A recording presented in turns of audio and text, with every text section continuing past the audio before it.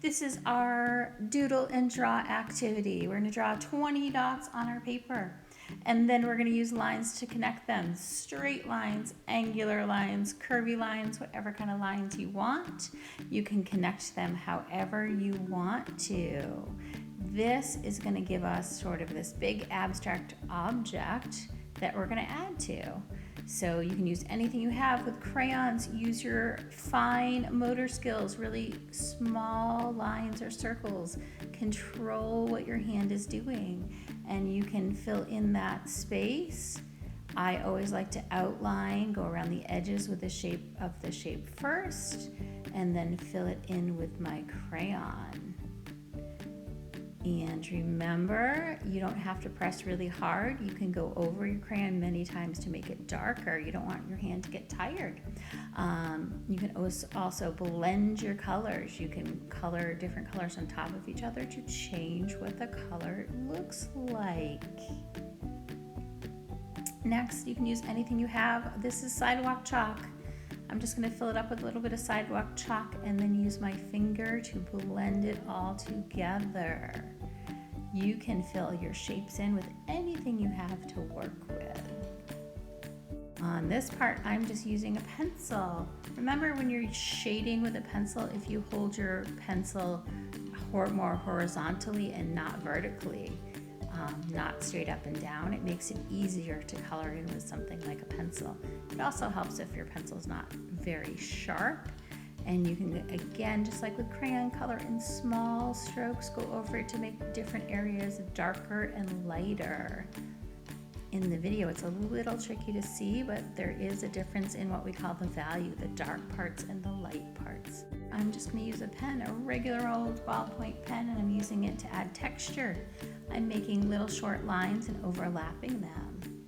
If you decide you don't want to fill in a big area, you can make your area smaller and then keep going. It's your picture. You can change it however you want to.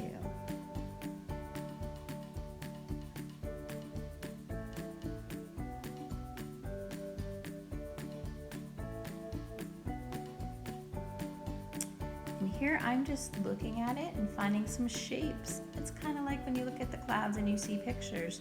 I'm just looking at my lines and adding more lines to change some of my picture into objects.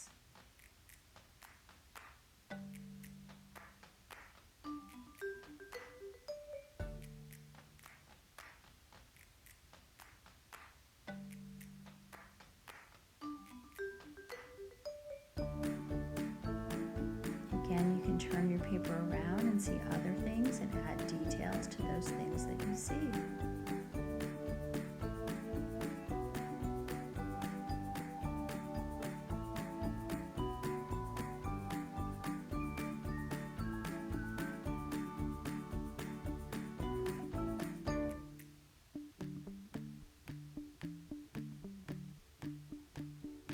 And for this part, just because I happen to have paint at home, I'm going to use some paint to fill it in. These are the same watercolor paints we use at school.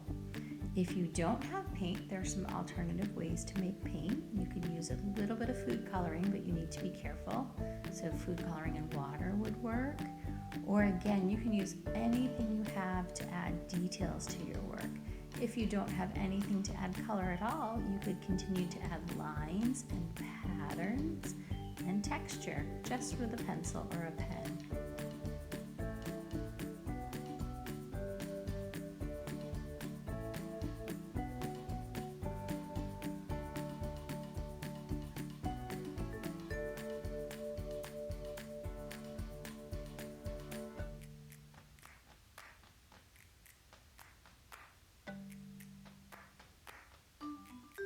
I'm going to just continue to fill in different parts of my picture. And remember, this is just practice work to kind of help us work on our skills, control those little muscles, and do that envisioning thing where we envision or see something in our artwork.